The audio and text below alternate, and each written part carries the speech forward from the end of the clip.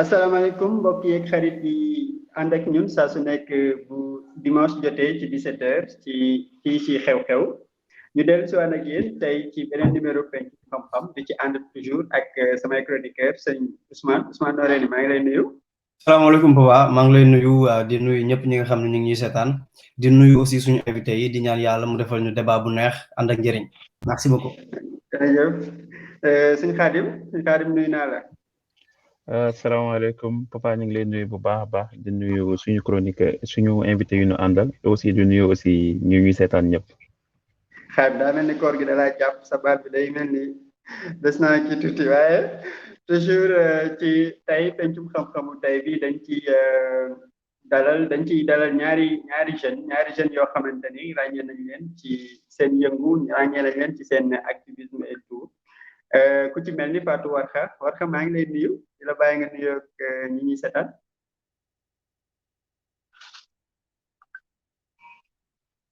Warkha on t'entend pas. Donc dafa mel ni dama muté sama micro. C'est bon maintenant? Oui. C'est bon? Oui, c'est bon. Voilà donc maa ngi leen di nuyu yéen ñëpp si seen tur ak seen sant di kontaan trop ci invitation bi Papa di nuyu chroniqueurs yi ak ñi nga xam ni ñoom laa bokkal émission bi di kontaan trop nag ci fas yéene participer ci waxtaan wi. jërëjëf Fatou bu ko defee itam dañuy ànd itam ba tey ak ki nga xamante ni mooy Sëñ Fallou Niang Sëñ Fallou nekk ki nga xamante ni mooy président fondateur Génération Salih. Sëñ Fallou bu dee sa connexion normale maa ngi lay nuyu. Sëñ Fallou dafa mel ni il a des problèmes de connexion. Sëñ Fallou il a des problèmes de connexion bu ko defee rek comme ni ñu ko xamee saa su nekk dañuy tey ñu fas yéene waxtaane li nga xamante ni mooy la problématique de l'emploi et de l'insertion des jeunes au Sénégal di ci lijjanti li nga xamante ni mooy un peu la responsabilité des jeunes. fas yéene waxtaane dikk ci loolu ak suñu ñaari invité yi waaye bu ngeen seetloo li nga xamante ni moo fi xew fan yële ñu génn di ay événement yu fi jaar di ba président génn wax ak jeunes yi ni ràññee na li nga xamante ni mooy les signes yi ñu ko doon envoyé ñu organiser li nga xamante ni mooy conseil présidentiel ci li nga xamante ni mooy emploi et réinsertion et insertion. Fatou ban lecture ngay am yow tey ci li nga xamante ni mooy sunu politique d'insertion ak li nga xamante ni mooy politique d'emploi au Sénégal ban jàngal nga ci am. maa ngi rafetlu toujours daaw comme ni ma ko waxee woon tout à l'heure ci invitation bi mais Papa damay dellu si rek avant may jàngat politique d'emploi yi bi nga xam ni am état bi bëgg na ko teg si place pour ñëwaat si thème bi parce que thème bi nga waxee problème employabilité chez les jeunes ba pare da nga wax la responsabilité des jeunes pour man ñun ndaw ñi déjà am nañ une part de responsabilité ci problème bi nga xam ni moo xew ci ñàkkum xëy bi parce que ñun toujours Sénégal nit ñu yaree peut-être dans tous les autres pays mais Sénégal bi ma maîtriser wax fi laa juddoo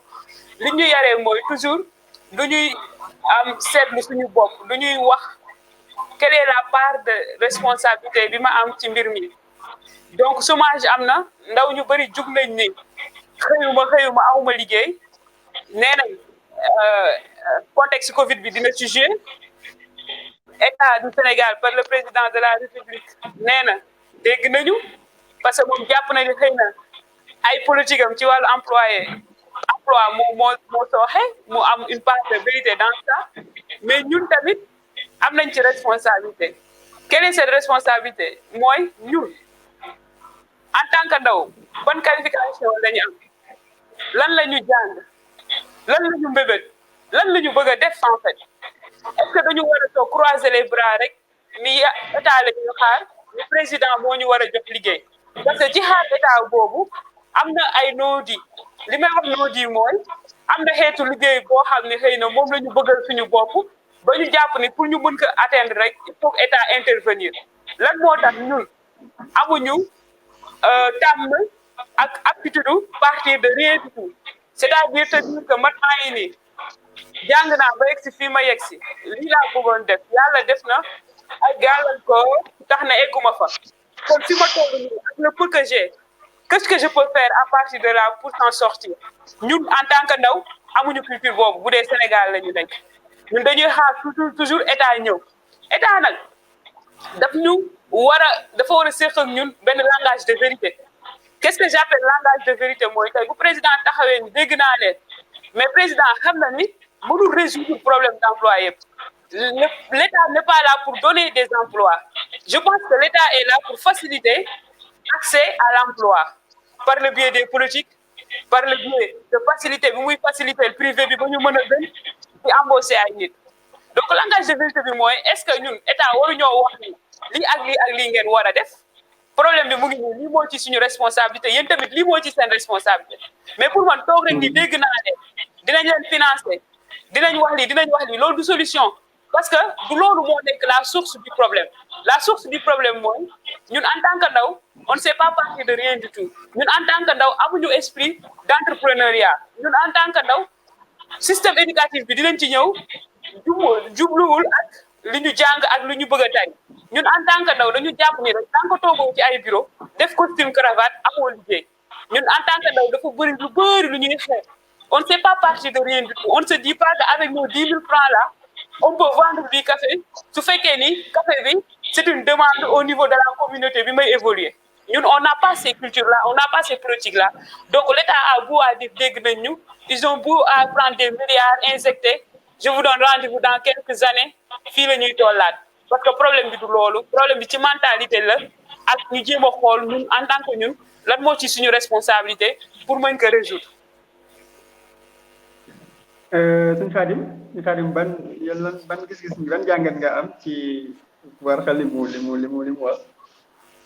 waaw li mu wax d'accord naa ci lu bëri que ni ñun suñu jeunesse bi xëy na côté lépp lu ñuy wax entrepreneuriat et tout ça dese nañ ci xarañ loolu et tout ça mais man aussi je me pose toujours la question est-ce que mën nga entreprendre doo am benn minimum de xam-xam est-ce que xëy na dinañ ci gën a ñëw ci système éducatif bi est-ce que nekkul ni ñuy jàngee dem ba terminal nga am bac et tout ça mën nga am sax mention et tout ça mais teewul am na yu bëri mënoo ko en fait am na yu bëri mënoo ko lu mel ne par exemple tey jii business plan mënoo ko defar peut-être que c'est un peu tôt mais CV mënoo ko defar yow kàllaama bi nga xam si ne moom la ñu utiliser ci administration bi dese nga ci fànn yu bëri sa ubbite ci àdduna lu bëri des na parce que en fait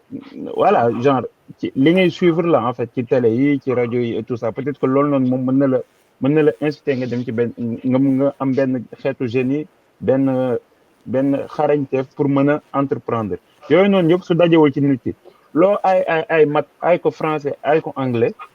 taxul nga am benn ubbite ci beneen côté bi pour man nag jàpp naa ne mën nañoo wax ni employabilité tout le temps et tout ça mais il faut que ñu commencer former suñu jeunes yi faut que ñu commencer former ñu à partir de métiers yi nga xam si ne moo am ñu régir leen valoriser leen surtout parce que man je pense que loolu dafay am solo en fait le métier de boulanger le métier de maçon et tout ça il faut que Sénégal ñu dem ba valoriser leen carrément xam ne lii nii mën na nekk option nit ki bu nekkee xale warul nekk rek ni dàq nañ ko école rek am na benn chef maçon bu nekk fële rek nañ ko yónni ci mécanicien bi et tout ça tey jii nii dañ ko war a valoriser métier yooyu ba nga xam ne boo defee 3e yow boo gisul sa bopp ci fànn bii nii gisoo ni par exemple yow war nga dem université yow nga dem nga formé wu ji foofu noonu ba nga xam ne à l'âge de 20 ans bu kee di am bac yow am nga sa certificat pour mën a dem liggéeyi maçon avec un bon salaire donc je pense bien que ci partie yooyu la ñu war a gën a liggéey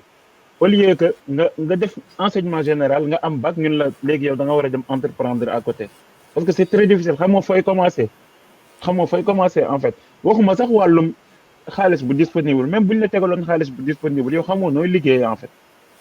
xamoo nooy liggéey parce que jàngoo ko defoo stage bi xam nga su may wax stage liggéey mooy ngay def 3e ñu yóbbu leen une semaine ngeen xool corps de métier c'est très important ngeen xool lu nit ñi di liggéey et tout ça fii en Europe nit ñi dañ koy def day am ay semaine de réorientation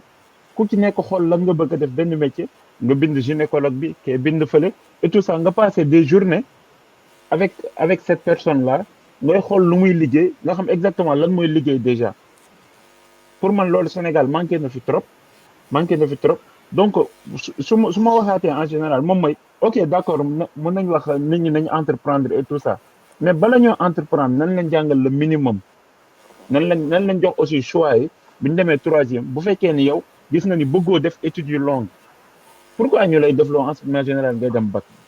parce que boo xoolee suñu lycée yi ñu ma tëddee pour nga dem université la alors que ñëpp waruñu dem université dëkk waxuma sax 50% des bacheliers waruñu dem université. war nañ xool est-ce que itam par exemple tey li war di wax ni léegi par exemple responsabilité jeune bi itam parce que am na benn moment itam boo ci tollee man pour man yaa war a jël sa bopp yaa war a am sa benn indépendance bopp tàmbalee xalaatal sa bopp ci yow fi nga xamante ni fa nga bëgg a yegg ak naka ngay def itam ba nga xamante ni noonu nga fay yeggee loolu itam est-ce que du benn instant de suñu ñun tamit amuñu ci une grande responsabilité. si jeunes yi am nañu responsabilité bu bëri mais est-ce que ci ñu ngi koy réclamer ni mu fa waree man surtout foofu lay ñëw je donne un exemple très concret boo xoolee tey jii nii dans le monde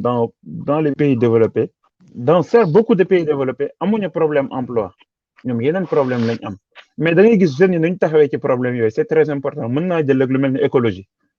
tey jii nii on parle beaucoup d'écologie mais boo xoolee dans les pays développés ce sont les lycéens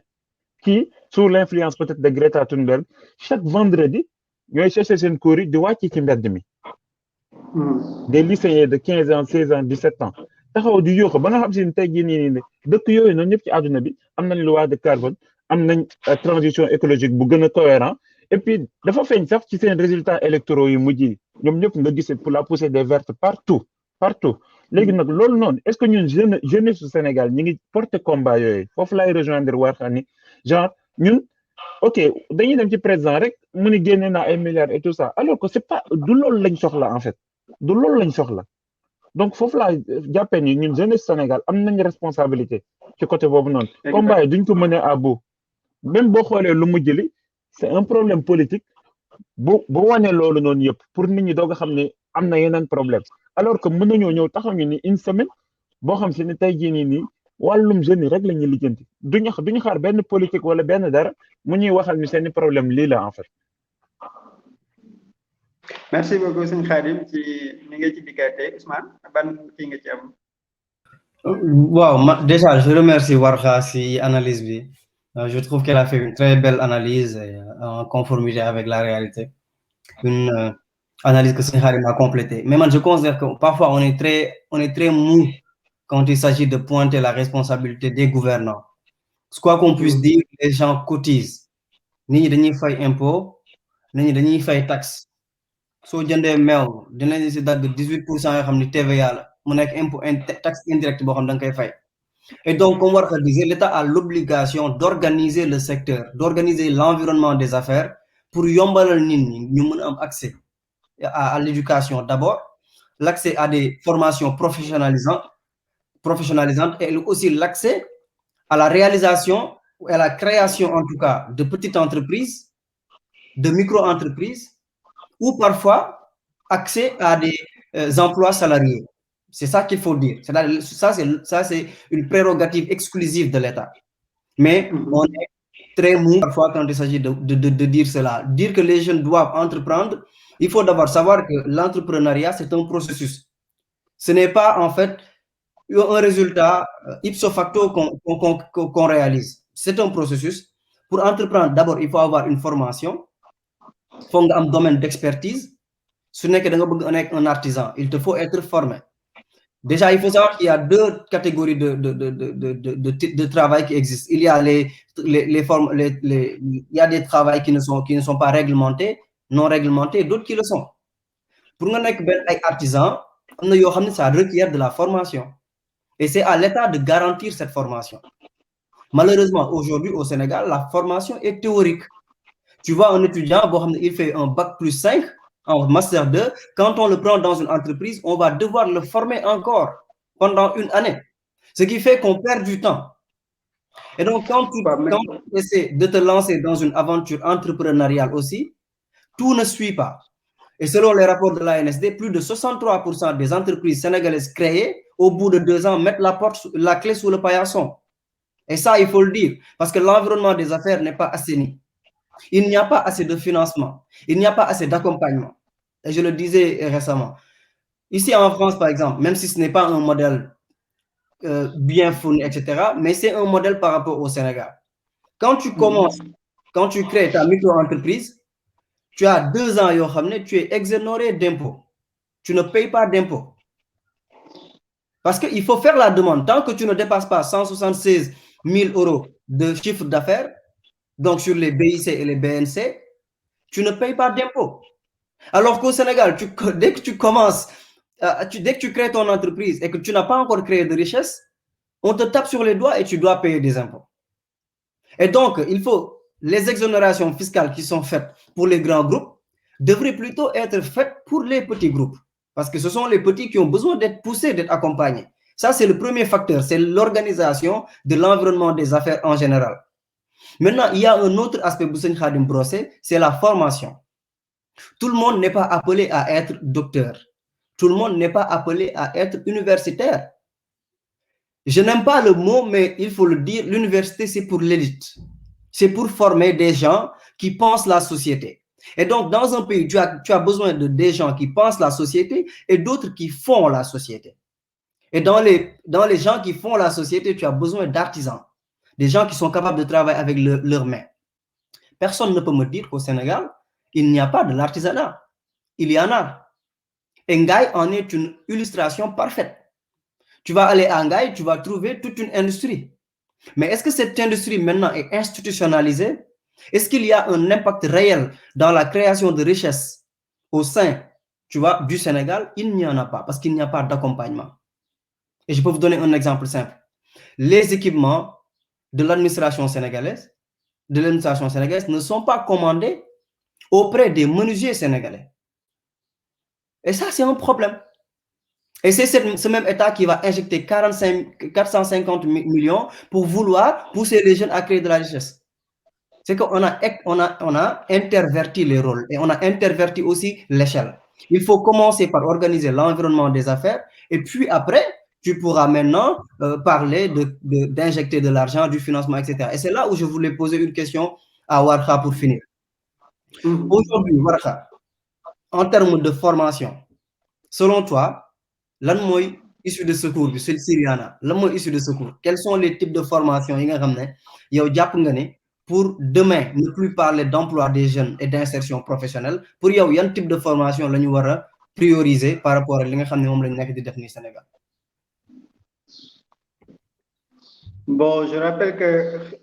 ñi ngi war a ànd itam ci toujours ci émission bi ak ki nga xamante ni mooy Sëñ Fallou, mais li nga xamante ni mooy connexion xam naa ne moo xaw a indi ay jafe-jafe di rappeler toujours que Sëñ Fallou doon na indi apport bu rëy rëy ci li nga xamante ni moom lay def sur le terrain moom mu nekk ci ñi nga xamante ni dañuy dellu ci daara yi jël ndaw yi nga xamante ni ñoom lañ fay former ñu nekk itam ñoo xamante ni dañ leen a dafa mel ni dañ leen a fàtte ci insertion ak emploi muy fexe ba ñooñu am une formation waaye itam mën a intégrer les entreprises xam naa ne bu duggaatee ci diggante bi dina ci gën a dellu ci ma bàyyi rek Warkha mu daal di tontu ci laaj Ousmane après ñu yeggale li nga xamante ni mooy waxtaan. Voilà donc effectivement Ousmane dégg naa seen wax am na solo bu baax issue de secours je sais pas je vais juste dire que li am solo ban pour man mooy l'offre et la demande. Moi, pour moi, comme que c'est un pays sous-développé, je vais être plus pratique en fait, pratique du moins. ñan ñoo fi nekk ñi fi nekk lan lañ soxla te seeni bëbët nan lañ mën a def ba saafara ka par rapport ak demande bi mooy ñun ñii di ay sénégalais lan lañ soxla pour dundee ko tey nañ ni c'est bon soo bi baax na. waaw dafa mel ni am na kuy dégluwaale live bi en même temps je sais pas est-ce que amul beneen téléphone bu am live bi wala non c'est pas grave. parce que waaw dafa mel ni damay déggaat sama bopp. c'est bon là wala yaa ngi dégg sa bopp ba tey. c'est bon yéen a may dégg. ñu ngi lay dégg. parfait voilà c'est bon là en fait mooy ñun lan mooy demande bi Sénégal lan lañ soxla tey nee nañ dellu ci mbay ok mais pour ñu dellu ci mbay il faut que d'abord ñu commencer par consommer li ñuy lekk tu vois tey nee nañ affaire télécommunication parce que jeunesse bi ñu ci bëri ñu ngi ci aspect numérique bi mais ci télécommunication boobu ñun ban fànn lañ ci gën a soxla bu dee réseaux sociaux yi la ñu ëpp lu ñuy utiliser yan genre xeetu liggéey moo am en adéquation ak réseaux sociaux yooyu ndaw ñi est-ce que bëgg nañ loolu et je rappelle aussi li ma ci bëgg a wax mooy du c'est pas parce que dañu ni nañu def lii rek nañu xëy ñëpp dem bay mais kooku di liggéey il faut que mu xam ndax moom bëgg na loolu muy def ou pas tey ñii nga xam ne dañ leen di financer est-ce que ñoom bëgg nañ financement est-ce que financement boobu noonu bu ñu leen ko joxee duñ leen imposer ay secteurs yu ñu war a def donc il faut que mu am adéquation entre nit ki li mu bëgg ak li muy def mais loolu muy def ak question bi muy répondre wala problème bi muy répondre au sein de sa société parce que tey sama mbokku mbuubeen bi mu ngi wax waxu business plan formation ok c'est bon mais ñun si suñu dëkk bi ñu nekk ñu ci bëri jànguñu te man biñ ma waxee waxu business plan li ñu lay wax mooy ok quelle est l'originalité du projet quelle est l'offre et la demande ban problème lay régler tey boo jëlee koo xam ni jàngul nga ni ko pour ma financer la sa projet il faut nga indi business plan te moom café Touba boobu muy jaay wala gerte caafam boobu xam na ni ci koñ bi ñëpp presque café Touba la ñuy consommer kon jaay café Touba boobu demande sociale la te ni mu koy defee mu ngi jox nga di ko déedéet il faut nga indi business plan te business plan bi du ci wax lu dul justifier lu tax mu def comme demande bi xam nga c'est-à-dire c'est ce qu'il fait en pratique tous les jours moom lañ koy demander mu théoriser te toujours il ne peut pas parce que amul faculté intellectuelle yu koy permettre mu théoriser ko wala bu ko naree théoriser itam dina ko waxee neneen noo xam ni ki mu war a convaincre du ko mën a convaincre beneen bi muy ñu nit financement yi keroog damay toog xool ma ni pourtant financement yi bu ñu ko joxoon ñii di def marchand ambulant ça allait régler le problème dañu am problème recouvrement parce que ñooñu à partir de rien du tout ils sont sur le terrain ñu ngi jéem di jaay di jënd pour s'en sortir mais tey boo gisee benn warxa boo xam ni ab étudiante la wax dëgg yàlla sama ko étudiante ay livre am lay lire il est un peu dans le monde des idées nga ni ko kaay ma jox la 10 millions pour nga def investissement mais investissement dafa am yu bëri lu muy laaj c'est idée du projet du mu original xam nga ni boo descendre sur le terrain boo defee de l'investissement il y a des hauts et des bas mais booy bi doo ko jàngal toujours que ni projet bi du ni nga koy amee dans ta tête avec le financement que tu as besoin rek noonu lay demee des fois tu peux avoir une idée pertinente mu nécessiter xaalis bu bëri ñu yëkkati xaalis bu bëri bi jox la ko mais tu vas pas t'en sortir parce que dafa am facteur yu ëpp solo yoo xam ne nii waxuñu la ko mooy les réalités du terrain su ma portable bi ma yaakaaroon ni su ma ko jëndee Dubaï 10 000 su ma ñëwee Sénégal dinaa ko mën a jaayee 15 000 mais bi may ñëw am na keneen ku ko jëndee 8 000 7 000 mën ko jaayee 10 000 exemple et tant d'autres de ce genre c'est-à-dire dafa am ay facteurs dafa am une partie comment je vais dire une partie difficile boo xam ne souvent duñ ko wax ndaw ñi nga xam ne ñoo bëgg dem ci entrepreneuriat maintenant issue de secours bi c'est voir qu'est-ce qu'on a besoin actuellement lan lañ soxla suñu xamee li ñu soxla dinañ xam si ban jeunesse la ñu mën a sukkandiku ci ban formation lañ leen mën a jox pour que ñoom une fois formés duñu chômer parce que ça ne sert à rien de former des instituteurs alors que amul priorité d'instituteurs il y a autant d'instituteurs il y a même des instituteurs qui ne peuvent pas intégrer l'éducation ça ne sert à rien de former des gens yoo xam ne am na ñeneen ñoo xam ni ñu ngi def le même métier et ils sont là donc dafa am ñaari mbir mooy la demande est-ce que la demande est là est-ce que ce type de formation là est pertinent pour pouvoir régler un problème social mais est-ce que nit ki en tant que tel bëgg na ko l'amour que tu peux avoir pour ton métier est très important loolu mooy tax lu mu métti di nga ci sàmm modèle boobu noonu mais tey si soo fekkee ni man vocation wu nekk docteur laa nekkoon mais yàlla def na réalité bi joxe na leneen ba nga xamante ni dootuma mën a nekk docteur ñun ay nañu affecté nga di jàngale mais jàngale boobu ngay jàngale doo ci def benn amour ainsi de suite donc il faut que ñu descendre sur le terrain ñu xool suñu askan lu ñu soxla ci loolu ñu soxla ñu mën a apporter des réponses concrètes et pratiques en fait pratiques voilà ci réponse yu pratique ak concrète yooyu je crois que c'est le sëñ Fallou nekk sëñ Fallou maa ngi lay nuyu sa connexion bu dee baax na léegi ñu daal di waxtaane un peu li nga xamante ni mooy li ngay def muy génération Saleh di ko def ci di ko def surtout ci ñi nga xamante ni mooy taalibe yi pour régler li nga xamante ni mooy le problème de leur employabilité ak yooyu noonu suñu fàllu ñu ngi lay jox kàddu.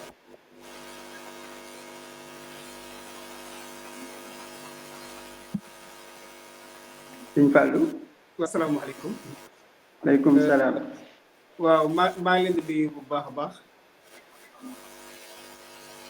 waaw j'espère que yéen a ngi may dégg doonte dégg bi xaw na faxari ci sama côté tuuti. di nuyu sama natango yi fi nekk yëpp rek ak soxna si nga xam ne léegi moo daaneel mu ci intervention bu am solo comme ni ngeen ko waxee xam naa la rek ndax dégg bi xaw na desee neex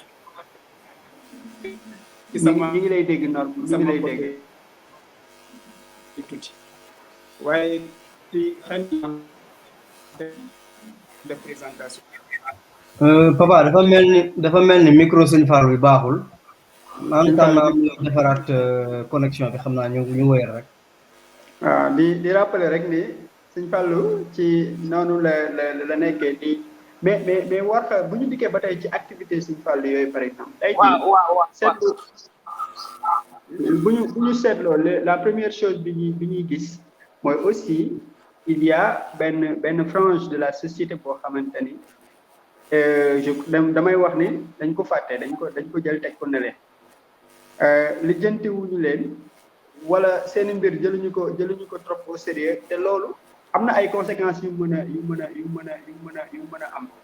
yow it loolu ban jàngat nga ci am. waaw loolu muy ndongo daara yi parce que en général taalibe bi bu jàngee alxuraan dafay wàccee. bu wàccee ñaari mbir la ñuy xaar ci moom mooy dem yalwaani moom lay def tous les jours wala après mu nekk sëriñu daara donc taalibe boobu préparé wuñ ko techniquement pour que mu mën a dem liggéey leneen lu bokkul ak jàngale wala ak yalwaan te problème boobu boo ko seetloo dafa ñëw ba ci arabisants yi ñi nga xam ne dañoo am bac arabe xam nga ñoom nekk ni ils sont les oubliés du système parce que dañuy dem jàngi génn ba ci réew mi jàng am ay lijaasa yu bëri ci arab mais bu ñu ñëwee du ñu mën a def leneen lu dul jàngale maa ngi déggaat toujours sama bopp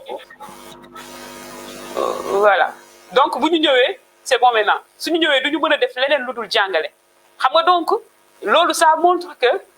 comme ni ko waay ji doon waxee rek xam-xam pour am xam-xam ak xam-xam pour liggéey c'est deux choses différentes il faut que jàngale bi nga xam ni taalibe bi mu ngi koy jàng ci arab ba mais loolu terewul xale bi ñu mën ko càmbar ñu mën ko tàggat ci wàllu métier bu mu mën a def tu vois d'où la pertinence vraiment du travail que Ismaïla c'est Ismaïla non Sëñ Fallou que Sëñ Fallou est en train de faire c'est magnifique parce que ces enfants-là doivent être encadrés doivent être formés pour que après en plus de li ñu maîtriser alxuraan bi ñu mën ci teg métier boo xam ne nii dinañ ko gën a jaarale ci yoon gën ko teg ci yoon mais xale bi boo ko bàyyee muy yalwaan di yalwaan ba màgg xamul dara lu dul yalwaan bu demee si daara ja amul possibilité jàngale léegi moom lan lay def amul benn issue du si issue boobu ba tey bu jigéen bu jënax bëggee rëcc dañu dafay bëri kàmb voilà donc il faut que xale bi di mën a am aptitude yu bëri professionnalisme c'est-à-dire aptitude bu bëri maanaam mu mën a jàng mu mën a nekk menuisier wala mu mën a jàng mu mën a bay comme ni ko Serigne Saliou yàlla yokk leeram di defee ci daaraam ju mag ja xale yi nga xam ne bu ñu fa jugee dinañ mën a dem xel comme bay xale yi bu ñu nekkee am arabe ba pare dinañ mën a nekk menuisier wala mécanicien mais xale yi da nga leen di bàyyi ni ñu dem ba màgg après ñu taxaw di la xool nga leen di xool wala ñi nga xam ne ñoo dem jàngi bac ba am bac arabe ñëw am problème pour dugg ci biir système bi loolu rek montré que ni tey ci suñu entreprise yi si ñi nga xam ne ñooy liggéey yan compétence la ñuy laaj en tant que compétence en termes de compétence boo xam ne nii c'est indépendant de jàng bi nga xam ne nit ki jàng na ko donc loolu dafay remettre en cause le système éducatif parce que ñun dañuy dem jàng ba am licence à l'université par exemple bu dee philosophie la ñuy def wala droit la ñuy def bu ñu génnee lu ñuy def su fekkee tu n'as pas fait une formation tu seras obligé par force de faire une formation professionnelle donc lan moo tax durant tout ce temps-là à côté de ces études-là on ne va pas te dire qu'est-ce que tu veux faire d'autre tu vas dire écoute je veux apprendre à filmer wala je veux faire du mécanisme wala dama bëgg a def menuisier ñu la koy accompagner ba nga xam ne une fois ta licence am nga aptitude dem nekk menuisier am nga aptitude dem nekk mécanicien c'est-à-dire il ne faut pas que ñu ni non mécanicien bi warut a jàng wala man mii jàng ba am licence mënuma dem defi menuisier tu vois donc il y a ce problème là bu mel ni dafa am ñaari xaw ma daal je me fais comprendre. Non, si, exactement. Non, bien sûr, ce que tu dis est très intéressant. Voilà, donc il faut que nous trouver concrètement nan la ñu mën a boolee formation bi ak métier bi nit ki di am parce que keroog benn xale dafa ni ma moom dafa ñëw université jàng ba am licence mu dellu ci dëkk ba parce que dafa amoon problème pour fay formation professionnelle parce que dafa waroon defi communication xaw ma il n'a pas pu avoir les moyens mu dem dellu dëkk ba mais nee na bi mu delloo dëkk ba dafa sentir ni dafa tardé parce que moroomam yam fa bàyyi woon ñii di bay ñii di def leen tey takk nañ seen jabar am nañ seen kër ba am nañ seen tool moom quand il est revenu il n'a rien man ka doon wax ni non c'est pas que tu n'as pas rien tu as quelque chose dans ta tête c'est sûr parce que l'éducation et tout mu ne ma mais cette chose là que j'ai dans ma tête concrètement lan la ma mën a servir pour ma lekk pour ma dund il n'y a absolument rien. C'est comme les gens qui doivent voir comment faire pour que l'argent qui est dans ma tête se retrouve dans mes poches. C'est quand même très intéressant. dañuy dugg ba tey foofu noonu mën a duggaale ci li nga xamante ni mooy lu partie ci inadaptabilité sur la question de la formation aussi mais sur l'inadaptabilité entre l'offre et li nga xamante ni mooy la demande tey la plupart du temps suñu Ousmane Sànq dikk na ci ni nga xamante ni par exemple lorsque tey diplôme bi dem au niveau de la ci li nga xamante ni mooy entreprise bi ils sont obligés de former encore benn employé boo xamante ni moom dañuy am na compétence yi loolu dara li ëpp li nga xamante ni moo koy expliquer mooy une inadaptabilité entre li ñuy jàngale école ak li nga xamante ni mooy moom la ñuy appliquer ci fi nga xamante ni mooy sur le terrain la plupart du temps boo demee dañ lay wax ne la nga jàngoon école fàtte ko fii beneen réalité moo fi am ñu xaalis ma la joxee nga am xam naa am nga ci jàngat boo ciy def avant que ñuy delluwaat ci Warkha ak Ousmane. waaw effectivement en fait système éducatif bi moom mooy lépp en fait je trouve parce que tey jii boo xoolee en fait ni ñuy jàngee en fait comme si dañu nekk ci colonie bu ñuy former élite yi pour après ñuy servir en fait boo xoolee su système éducatif bi noonu la demee en fait ok ñëpp dañuy jàng dañuy sa mboxloo ci classe et tout ça ñu dem ba troisième ñi gën a am moyen ñu baaxee ci maths yeeg physique yi dem série S ñi nga xam si ni c'est plus des profils littéraires dem série L après voilà ñu dem mais ki dem série S xoolal bu baax seconde première terminale day sëgg ci maths yi di toj rek mën na am note yu baax a baax et tout macha allah et tout ça mën na dem sax S1 et tout ça physique bi aussi c'est que de la physique théorique laboratoire amul dara amul genre tey jii nii dama koy wax tout le temps dans ni may jël sama exemple man ak ñeneen ñu xam def nañ série S1 et tout ça macha allah am nañ note yu baax maths science physique et tout ça mais peut-être que benn yoon wala mosuñu dem laboratoire ñooñu noonu bu problème courant amee seen kër gi benn circuit bu simple rek mënuñu dem couper disjoncteur bi xool nañu war a genre en fait c'est un exemple très concret par rapport ak ki nga xam ne voilà genre lu garaaw la en fait lu ñuy wax nii lu garaaw la buñ dikk gis nga ma koy wax tout le temps étudiants yi nga xam te ni dañuy jóge Sénégal ñëw France am ay man genre voilà parfois nga gis koo xam day nekk S2 wala S1 et tout ça am moyenne bu baax a baax mu ñëw France première année première chose boo ko gisee ni ko ba wa nga fàtte yu bëri yu nga jàngoon te xam ni ça va pas être la même chose da ngay ñëw peut-être que sa premier TP informatique doo xam fooy tàmbalee sérieusement doo xam fooy tàmbalee algo yi doo xam noo koy defee début bi da ngay réer complètement parce que système éducatif bu ñu tàmmal la da ngay gëmm di tari ñun suñu système éducatif bi comme ndongo daara ni ñuy jàngee alxuraan noonu la ñuy jàngee histoire géographie et tout ça c'est chaque année c'est le même programme élève bi yow laaju ñu la sa réflexion bopp man naa fàttali ko dama doon xuloog suñu prof HG man ak beneen boy ñu naan ko histoire bi ngeen ñu koy jàngalee américains yi ñooy gagné tout le temps genre may ñu woon sax fu ñu joxee suñu position bopp ci par exemple si guerre froide et tout ça non ni ñu ko bindee noonu nga ko war a waxee amoo droit jël sa position bopp boo xoolee français bi français bi problème la tamit parce que boo xasee ba àgg 3e yow soo mënul làkk français boo jàngul accord yeeg yooyu noonu c'est fini boo leen xoolee seconde première terminale on n'apprend pas le français on apprend l'histoire de la littérature yow boo mënul woon c'est fini rarement ngay gis ko dem ba seconde changer kii wam français ah boo mënul woon ba 3e c'est fini yow après histoire littérature ngay jàng de ce fait soo mënul làkk français boo déggul benn xeetu français bi c'est fini même boo doon lire ay livres doo ci comprendre dara parce que perte nga benn niveau boo xam te ne doo toog rattraper ba fort mais kooku noonu léegi yow boo nekkul profil littéraire boo nekkul profil scientifique foo jëm fan nga jëm porte yooyu la ñu tijjilul en fait tey jii et puis c'est une perte de temps gis naa lu ñuy def léegi Sénégal mooy da ngay am sa bac L wala S kenn orienté wu la wala sax bëggoo dem université la ñuy wax léegi da ngay gis ko xam orientation yi day def tout demande foo xam kenn ko fa yóbbu pour mu bañ a dem université pour dem yenn école privée yi mais boo demee yenn école privée yi di defaat ay équivalent BTS di defaat ay équivalent loo xam si ni seconde nga ko war a jàngee en fait donc c'est 3 ans de perte tey ji école privée yu bëri formation yi ñu joxe 3e doy na ci à partir de 3e lañ ko war a defee de ce fait ñoom à 20 ans 21 ans 22 ans ñu opérationnel ñu dem liggéey bien sûr yu bëri yoo xam si ne dañuy bàyyi ba nga am bac ba pare ñu la koy defloo yow 3e mënoon nga fa dem c'est ça qui est grave aujourd'hui man par exemple fii ma nekk nii en Suisse là en Suisse on a ce qu'on appelle l'apprentissage c'est très développé avec l'Allemagne c'est l'une voilà le meilleur système d'ailleurs voilà c'est l'une des meilleurs systèmes France mi ngi koy commencé jël léegi nii dindi tout ce qui est série mu dindi ko déjà voilà mais c'est ce qu'il faut ñëpp mënuñu dem université nañ leen jël dugal leen foofu noonu à partir de 3e ñu dem formé wu ji ñi mën a dem université ñeneen ñi sax ñëpp dugg foofu beneen affaire bi moom mooy les ingénieurs et tout ça gis nga ingénieurs yi ñu am Sénégal et tout ça la formation est très lourde il faut nga am bac plus 5 et tout ça alors qu'on peut avoir d'autres types d'ingénieurs yu ñu créer suñu bopp en Suisse par exemple bac plus 3 t'es ingénieur dans les HES haute école spécialisées mais mën nañ créer yu mel noonu Sénégal parce que tey jii nii ñun ingénieurs yi EPT di créer ak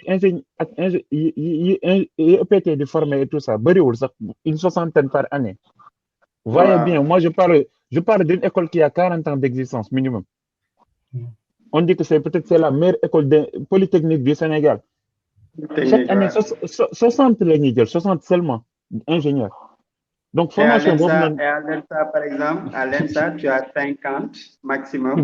ou bien nga vers ESP aussi ce sont les mêmes trucs si tu pars dans d'autres écoles ESP filière boo jël su ma juumul duñ jël 30 wala 40 non c'est-à-dire le problème xam nga mooy lan si xaar maa ngi ci tàgg bi problème mooy formation bi nga xam ne état bi da koy doxal dafa war a assujettir aussi benn vision globale exactement l'état doit se poser une question centrale quelle est ma vision de développement pour 20 ans et donc les formations yi ngay indi dafa war a nekk en adéquation avec ça soo xoolee durant la Grande Dépression dans les années 30 etc. en août 1932 dafa amoon ay mines yu nekkoon dans le Grand Est mooy Alsace bi Lorraine bi ak Strasbourg ak yooyu France amoon ni foofu rek la mën a jëlee yenn richesse yi parce que bëri woon na charbon mais il n'avait pas de formation et que temps yooyu il n'avait pas de système de climatisation pour tàngaay bi ci suuf ñu mën ko seddal pour nit ñi mën fa liggéey donc avant 1932 il y avait que des Noirs et des Arabes qui venaient du coup les chefs d'entreprise français dañ doon jël seen train yóbbu ko ba ci buntu Maroc jël africains yi jël ñu ñuul ñi jël marocains yi dugal leen ci indi leen France du coup en 1932 les Français le bas peuple français n'avait plus de travail parce que usines yooyu ñoo doon joxe liggéey du coup en 1932 en août le 10 août 1932 en France on a voté une loi sur la préférence nationale nga xam ne léegi tu donnes un quota pour nit ñu ñuul ñi nga xam ne dañu doon dugg pour arabes yi nga xam ne dañu doon dugg mais 5 ans après ils ont fait le bilan parce que si biir mine yi ça faisait 80 degrés dafa doon tàng te tubaab bi mënuñu ko woon supporter ils étaient obligés d'abroger la loi sur la préférence nationale et se focaliser maintenant sur la formation des ingénieurs Ça, c'est une vision. C'est-à-dire, ils se disent, on a du charbon, on a des mines, etc., mais on n'a pas de formation. Et on ne peut pas se permettre de laisser les Noirs et les Arabes venir parce qu'ils vont prendre le pain des autres. Ce qu'on va faire maintenant, on va laisser les Noirs aller dans les mines pour creuser. Et nous, on va essayer d'avoir une vision laser, ça nous permet d'être assis au niveau de notre bureau et de pouvoir extraire ce charbon-là.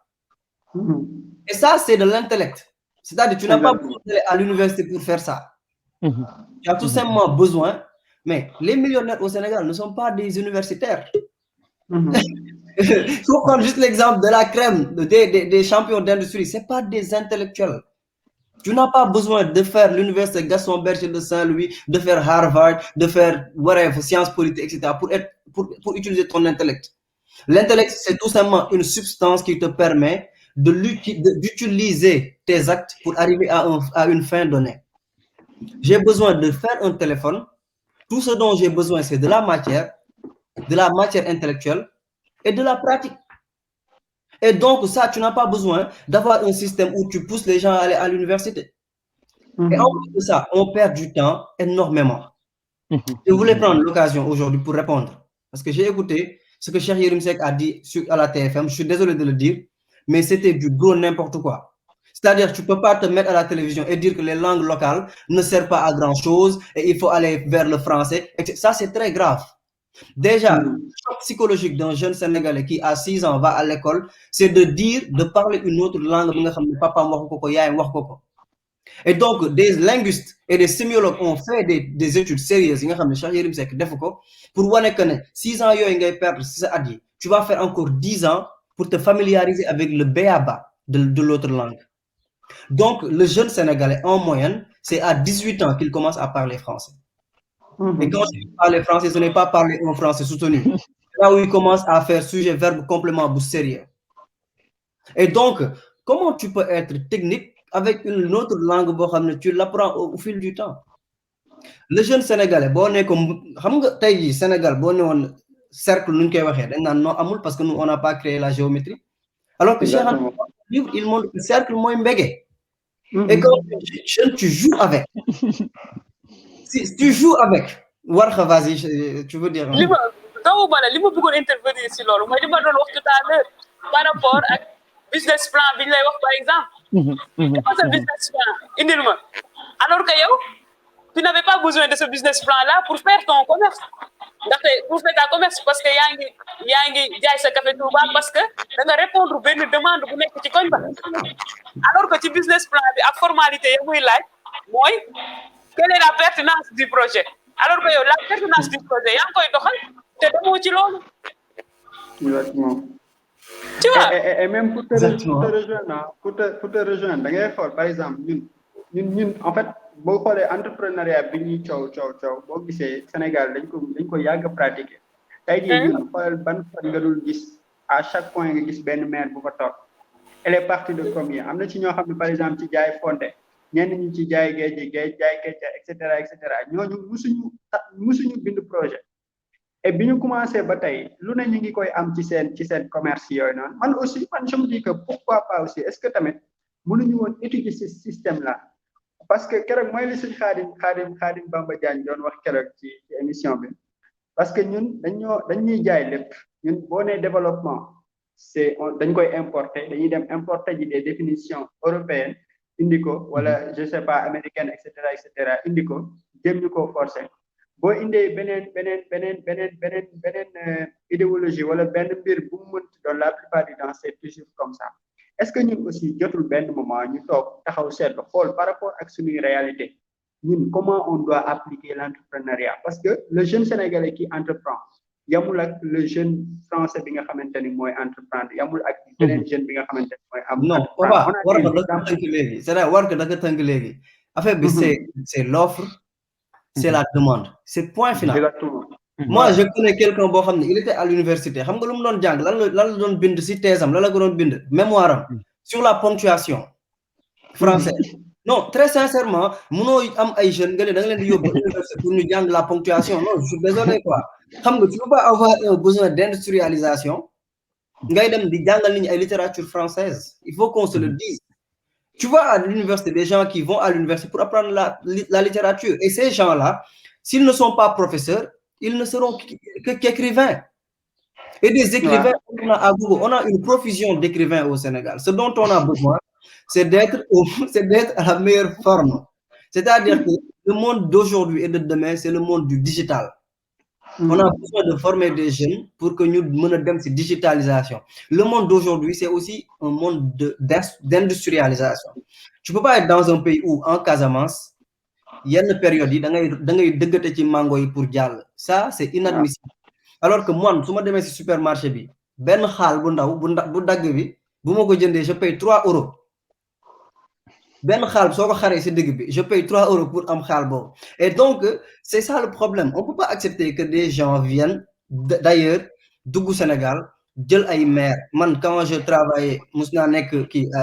ARD bu Saint-Louis, agence régionale de développement de Saint-Louis. Ma demone ben bu tuddu Guingelax digënté Saint-Louis ak Louga la nek. Ben tuba mo fa ñew. C'est-à-dire tuba bi presque dëkk bi yëpp la jënd. Bir ferme bi il fait tout. Dafa dajale maire village yi, maire yi dañuy jël buy bi def ko ci ay conserve, dañuy jël mango bi def ko ci ay conserve. Xam nga maire yoy kon tu as de la main d'œuvre, on est d'accord. Exactement. Am à côté ay maire yo xam dañuy ñaw ay pagne. Nga am ñeneen ñoo xam ay œuvre d'art lañuy defar. Et le tuba là, chaque année day organiser ben foire bu reuy et des gens viennent de partout pour acheter ces produits. Et donc, cette richesse créée là va demander aux dames, par jour, il va leur donner des sommes dérisoires. Et ces femmes-là, pourquoi l'État du Sénégal ne prendrait pas, dans ces 450 millions-là, pourquoi l'État du Sénégal ne prendrait pas un seul 100 millions, aujourd'hui, on parle d'empowerment. Mais les femmes aujourd'hui, dans les couches sociales sénégalaises, nous sommes pauvres. Exactement. C'est ça, avoir de la vision. Ce n'est pas... moi, je déteste quand on essaie de cloisonner les jeunes, dans l'emploi des jeunes. Il n'y a pas d'emploi des jeunes. Il y a tout simplement... Il n'y en a pas. Voilà. Tout simplement... C'est des moins jeunes. Tout le monde, des seniors, tout le monde. Il n'y a pas un problème emploi, en fait. Non, mais c'est ça. Et surtout quand on parle un peu d'Hervé, emploi rapide, entrepreneuriat rapide. Entrepreneuriat rapide, effectivement. Rapide. Mais pour moi, le problème, il faut que nous donnions vers la déconstruction. Qu'est-ce que j'appelle déconstruction? De sorte que nous avons un complexe de supériorité ou d'infériorité à l'égard de certaines personnes qui vont venir vous dire, écoute, l'élite aujourd'hui, il faut être intelligent, il faut être intellectuel, il faut parce que déjà, si nous n'y arrivons pas, ce talent, parce que nous n'y avons pas talent. Qui peut y aller le but, am talent. Mais nous filles, c'est pas que journaliste par exemple, tu vas être journaliste de fac. Même vous faites que yow sa talent mooy togg même bu fekkee ni yow boo toggee kenn mënu la ci àdduna te mën nga togg exporter ko jigéen ñi non doo togg da ngay dem def journalisme. Donc tu passes toute ta vie à faire une formation à poursuivre benn profession boo xam ne bëggoo ko te xarañoo ci su ko defee tout le temps da ngay jàpp ni da ngaa nulaa da ngay ñëw université Cheikh Anta Diop wala feneen fu mu mënti doon après ton bac tu viens mais élève licence étudiant licence 1 yi ñooñu dañu soxla suivi psychologique dañ ko soxla ñu ne pas dañ ko soxla parce que ñun ñëpp jaar nañ fa ak ñi seetaan certainement rêve bi ngay indi engouement bi ngay indi surtout boo jógee dëkk ba say papa say waajur defaral la sa peñe way am nga bac yaa ngi dem université mais tu viens tu n'en reviens pas non seulement xamoo fan nga jëm mais liñ lay jàngal ça te dit rien du tout déjà mënoon nga ni dama bëggoon ñu orienter ma département philosophie par exemple wala sociologie ñu dem yóbbu le département anglais ça te dit rien c'était pas ton choix de départ mais tu n'y peux rien tu es obligé de poursuivre nga dem 2 ans 3 ans après nga cartouché après c'est foutu en fait tu vas reprendre à zéro toutes ces années là de sacrifice de tout tu vas tout perdre maintenant lan moo tax ndaw boobu mënuñu ni ko sa dëkk boobu nga tooga rek nga xool génn rek nga xool parce que man même ñi ñëw di wéy dama nekk au chômage et tout dama ni leen seen chômage boobu nga nekk vous avez une part de responsabilité dans cette situation là yow génn sa buntu kër rek nga toog nga xool nga observer par force tu vas voir un problème que tu peux régler à travers ce problème-là que tu vas régler mën nga fa créer sa emploi parce que ñun jàngaluñ ñu parti de rien du tout doon naa ko wax au départ li ma doon wax au départ tey ñun am na métier yoo xam ne ñun Sénégalais dañ ko jommal suñu bopp soo eggul benn niveau da nga ko jomb waxatuma laa ne soo demee ba am bac ñun fii pour ñun boo amee bac c'est fini il faut nga dugg ci bureau yi soo deful comptabilité defoo gestionnaire defoo xaw ma lan ak lan amoo liggéey alors que yow mën nga dem ba am sa bac nga xam ne fii ça marche pas nga am possibilité wu ñu tourner parce que damay gis benn publication ci Facebook yi ci groupe yi ñu ni bi nga nekkee xale ban métier nga doon rêvé maa ngi dëggaat sama bopp voilà ñu ni bi nga nekkee xale ban métier nga doon rêvé tey ban métier nga am dama koy gis ci groupe yi c'est marrant mais quand je vois tu vois une personne qui va dire bi ma nekkee xale dama bëggoon a nekk hôtesse de l'air léegi beneen métier laay def mais gars yi dañuy rêve parce que dañuy jàpp ni am na une différence entre li mu rêve ak la réalité mais man je vois cette capacité d'adaptation là parce que tu pourrais te dire que écoute bi ma nekkee xale dama bëggoon nekk hôtesse de l'air mais la réalité fait qu'aujourd'hui rien n'est à ma faveur mënatuma nekk hôtesse de l'air damay croiser les bras ba am possibilité nekk hôtesse de l'air mais ça c'est catastrophe mais bu fekkee Fallou baax na je pense que mooy prioritaire. Ouais, c'est bon. Je pense que Fallou, c'est beaucoup mieux maintenant. Faut pas dire, je suis là. Ouais, c'est Fallou. On est désolé, hein, on a avancé dans le débat. Ouais, connexion d'accord, on papa. Effectivement, Sëñ Fallou maa ngi lay interpellé rek ñu ngi nekkoon ci di wax ci système éducatif bi. wax ni dañu gis ni c'est un enseignement général tout le temps et tout. yow aussi formateur nga je pense à Louga et tout ça dans une structure boo xam nekkul vraiment enseignement général. ñu bëggoon a xam exactement genre foofu ban type de profil lañ fay former est-ce que y en a assez au Sénégal yu mel noonu et puis est-ce que ñiy génn foofu dañuy am problème mu liggéey dëgg comme ni nga koy waxee est-ce que ñooñu dinañ am problème par exemple entreprendre parce que aujourd'hui on parle de DER on parle d'entrepreneuriat rapide et tout ça mais est-ce que ñooñu par rapport ak formation bi ñu am dina leen yombalal loolu noonu par rapport ak ki nga xam si ne dafa nekk université. waaw macha allah di jégalu ñëpp ñi nga xam ne ñu ngi ñuy suivre ci désagrément yi nga xam ne am na mais comme ni nga ko waxee. ñun xëy na ñu ngi ci structure de formation professionnelle et technique waaw di former ndaw ñi ci métier yu wuute yu bari waaw bu ñu ko waxee aussi ci métier yi am au plupart des cas ci biir réew mi ci li ñu tuddee les métiers industriels mécanique électricité ak les métiers aussi économie familiale et sociale mooy couture ak yu ni mel coiffure ak yeneen yu mel noonu ñu ngi ciy former mais effectivement problématique emploi moom ñun ñëpp ñoo defandoo constat bi ndax fi mu nekk ak yi xew ñu ngi inciter nit ñi ne dem leen former mais malheureusement jàppale wuñu leen ci ñu construire d'abord seen projet de vie ndax former rek pour former yaakaar naa amul sens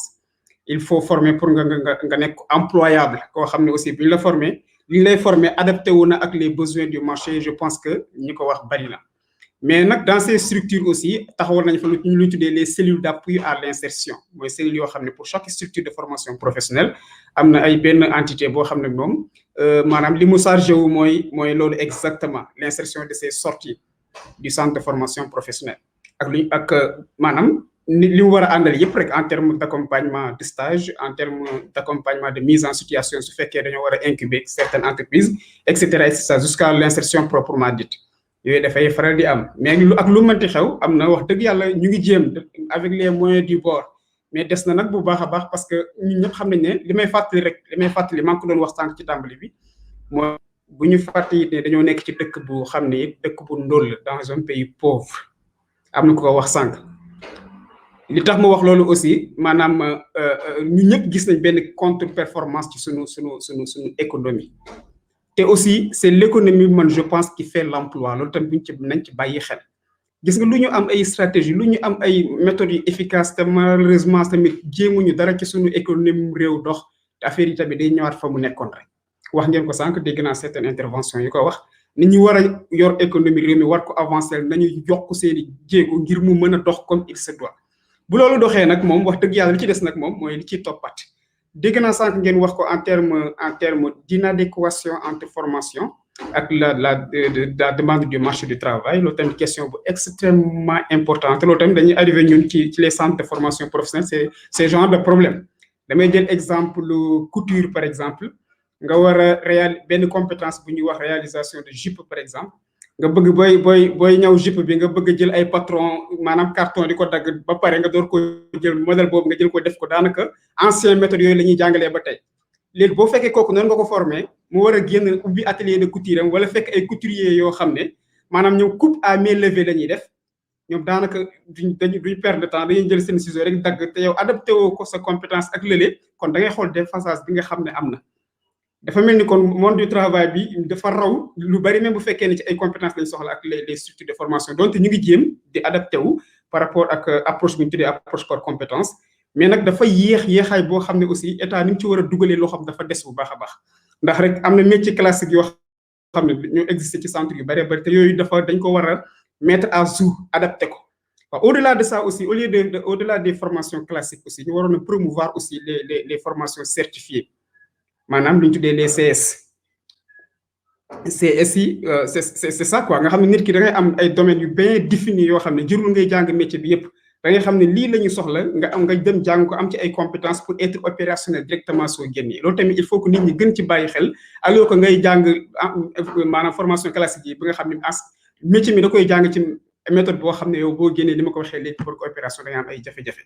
yii xëy na ay mbir la yoo xam ne ñu ngi ci centre de formation yi xam ne taxawal nañ am na ci biir réew mi pour wax leen ne aussi yaatu na nekkul rek ci Louga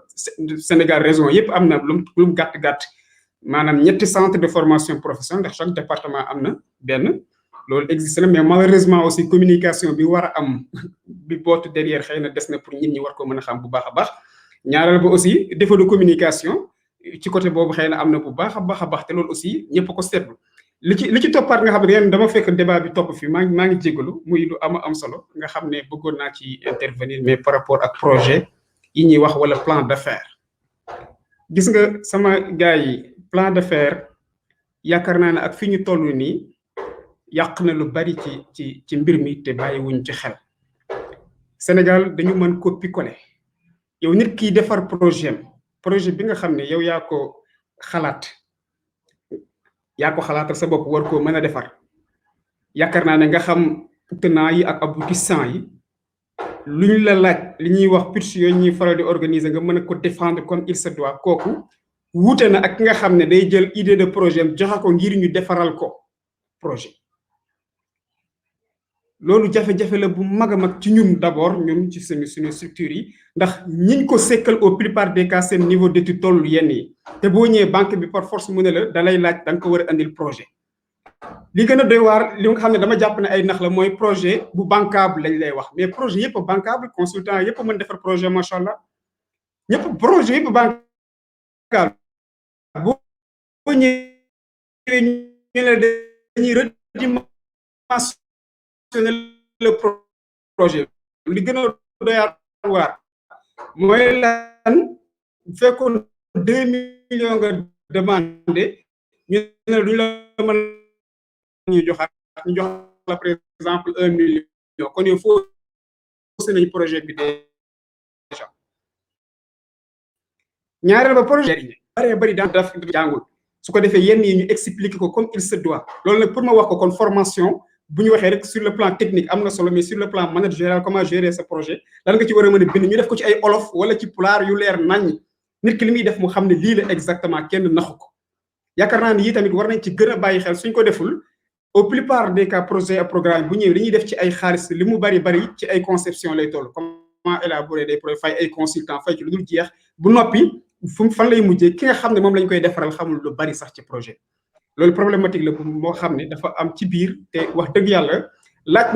na naxante yooyu aussi ñu bàyyi ko parce que man dama jàpp ne naxante la ndax saa bu ñu programme taxawee rek ñëpp positionné wu comme des consultants ñëpp ne dañuy defar ay projets ñi positionné comme ay coach ku nekk bëgg ci jël dara à un moment donné maanaam bénéficiaire bi tuuti la ciy am te lam cay am man accompagné naa ay projets yu bari yu demee noonu nga gis ku demandé 5 millions ñu ne la léegi li lay jox sax du mat 1 million kooku déjà jeexle na te mënul rejeter affaire bi ndax mu am ko moo gën mu ñàkk ko ñenn ñi rek ñooy am courage yu ñàkk ko ñenn ñi ñu tuuti mais ñi ci jëpp dañuy jéem a jël te boo jëlee da ngay ànd ak moom daanu parce que loolu conforme wul ak li say xalaat ak li nga gëm ak li nga bëgg parce que nguur moom li ko arrangé mooy financé naa lu bari moom moo ko arrangé financé naa ay nit ñu bari moom loolu mais financé naa lu baax daanaka du ci doxu ci noonu malheureusement nag lii problématique la boo xam ne wax dëgg yàlla dañ ko seetlu ci système bi ñu nekk te mu nekk lu jara bàyyi xel xam naa ne ci cadre des échanges yi su amee ay laaj ak yooyu it ñu dugg ci ak bi ñàkk li may wax xëy na waxtaane nañ ko ba pare mais juste que am nga ci xam naa par rapport ak dikkaat par rapport ak li action yi muy def ci wàllu taalibe yi donc suñ waaw foofu waaw xëy na foofu tamit dañ lay gis ne au-delà de ce profilu formateur fàllu insertion et tout ça da nga nekk aussi ci lu ñuy wax génération Salih effectivement waaw ñu gis sa ci nga fës ci lool et puis liggéey bi yaa ngi lool par rapport ak ñun li ñuy gis ci kaw nii ñu bëggoon rek nga expliquer ñu lan mooy génération Salih ak ba xam yan jafe-jafe ngeen ciy jànkonteel ak yan réussite ngeen ci am waaw macha allah loolu daanaka day duggaat ci benn jafe-jafe bu may commencé balaa may dugg ci génération Salih mooy inaccessibilité ci maanaam plateforme yi nga xam ne day am moo xam ne physique la wala virtuel yi nga xam ne xëy na ñu ëpp ci population bi maanaam da leen a dal ñu tuddee leen ay vulnérable ñi nga xam ne seen loxo jotul seen ginnaaw ñi nga xam ne seen niveau d'étude tollul yenn mbir yi ñi jaar ci daara ji ak ñu ni mel ñooñu dañoo am système boo xam ne daanaka boolewul leen ci affaire bi bu ñu waxee te yàlla rek tax xëy na soxna si ma jàkkaarlool soxna war xaa xëy na mi ngi liggéey ak les femmes vulnérables peut-être kon li may wax nii xam naa ne du ñàkk xam ne ci lu bari loolu it ñun dañ ci def taxaw seetlu mooy exemple bi may njëkk a joxe suñu tayeel tax na léegi avec l'avancée du numérique léegi école ñu dem sur le terrain fekk ji ñooñu jàppale leen dañuy am Google Form wala quelque chose comme ça créer benn lien balancé ko ne léegi ko bëgg na dugg loolu boo defee noonu taalibe bi nekk ci daara ji moom jariñoo ko waaye ji nga xam ne aussi franchement parlé mi ngi ci àll bi mi ngi leneen la tal nga naan ko ay dugal fii lien bi et cetera muy nangam kooku exclure nga ko totalement te ñun léegi ñun ñëpp ñu penché wu malheureusement vers ça mu nekk lu jafe-jafe bu rëy ñun génération Salih bi ñuy toogee man ak taalibe ancien taalibe yolwaan def lépp waaw wax dëgg yàlla ak ñaar bu aussi am toute expérience ci wàllu accompagnement à l'insertion ñu ne pourquoi pas mettre en place loo xam ne aussi ñooñu dinañ leen am dispositif bu ñu taxawal pour jàppale leen ci loolu la ñu taxawal génération Salih di ci roy aussi Serigne Saliou ndax tamit lii ñuy wax ni daf ko expérimenté ci daaraam naka lay daare maanaam ay taalibeem naka lay fexe ba jàppale leen ndax ba muy door a toog si jal bi dafa waxoon ne nañ ko jox taalibe yi mu barkeeloo ko ci ni ko Serigne Touba daan defee ngir jàngal leen yar leen liggéeyloo leen moom loolu moo nekkoon mission ci xale yi ñun bi ñu déggee baatu liggéeyloo bi ñu ne woon lii am nañ ci déggi bi ñuy def la définition par exemple de la compétence ci biir compétence dinañ ci gis le savoir-faire et le savoir-être ñenn ñi wax savoir yi mën naa continuer waaye ñett yooyu moom mën nañ ko gis ci biir compétence Serigne Saliou bi mu ne ñu jàngal leen kon le savoir dikk na bi mu ne ñu yar leen kon le savoir-être wala savoir-vivre yëpp dugaal la ci biir mu ne ñu liggéeyloo leen ñu ne kon le savoir-faire kon day daal di ñëw kon moom daanaka définiroon na compétence ci manière ci loolu ñu ne nañ jël modèle boobu ak ñun li ñuy xam-xam ba am bi ñu am tuuti ñu tëgg ko pour xale yi les sortants des daara ñu tëgg lu ñu tuddee le parcours d'insertion du talibé ñu war faa mën a jaar lii moo waral génération Salih wax dëgg yàlla dañ ci dimbali ngir ñu adapté tamit li ma wax rek jafe-jafe yi yëpp ndi am ñun ñu jéem ko wàccee ko ba mu consommable par rapport ak talibé bi au-delà de ça aussi métier yi leen di former ci niveau bu ñu tuddee attesté mooy niveau bi nga xam ne moo gën a wàcc bu ma nee moo gën a wàcc wàllu langue moo tax waaye lu nit ñi di jàng feneen ñoom dinañ ko mën a jàng ci langue bi waaw soit ci wolof yu leer nañ bu dee ci zone bi dafa changé ñu ut ay ñoo xam ne ay professionnels yoo xam ne xëy na dinañ mën a jàngale ci wolof ay wolof yu leer wala ci pulaar wala fu daara ji ëppee rek daanaka approche boobu la ñu jël yàlla na mi ngi suturaal ñu ngi yaatu ci biir réew mi fi mu nekk nii rek ñu ngi war a accompagner la formation et l'insertion de plus de 2000 talibés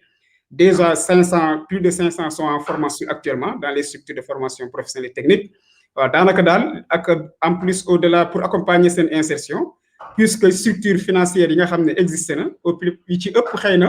dëppoowul ak ñoom seen ay gëm-gëm loolu rek benn gàllankoor rek ñaareel aussi ni ñu tëggee les structures ci tubaabeel ko tax na ñoom ñu defee ne pour ñoom te lépp pour ñoom la ñun parallèlement ñu ne nañ taxawal benn fonds d'impact social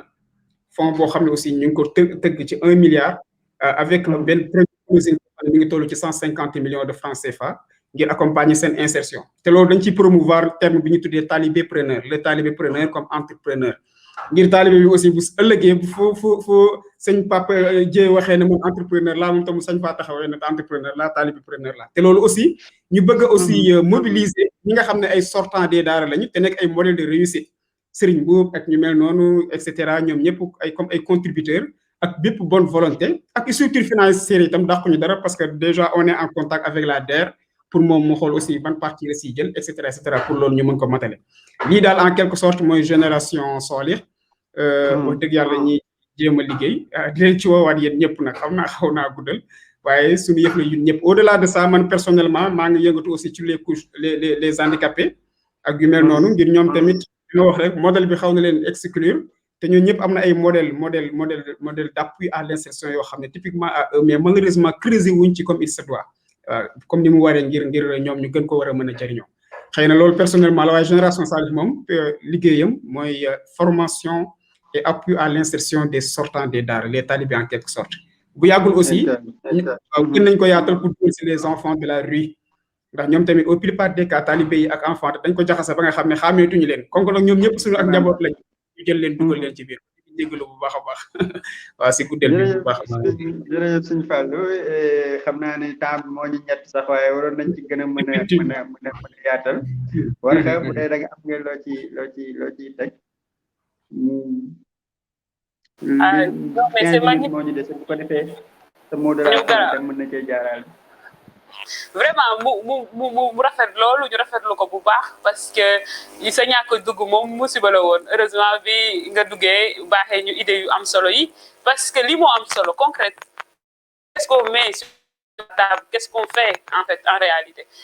et ça c'est vraiment magnifique et c'est un modèle à reproduire ñu jéem a xool naka lañ ko mën a def bu yàlla may leen doole ak kàttan bu ngeen mën ko amal fépp fu ngeen ko bëgg a def parce que soo xoolee si exposé bi mu def sax par rapport sax ak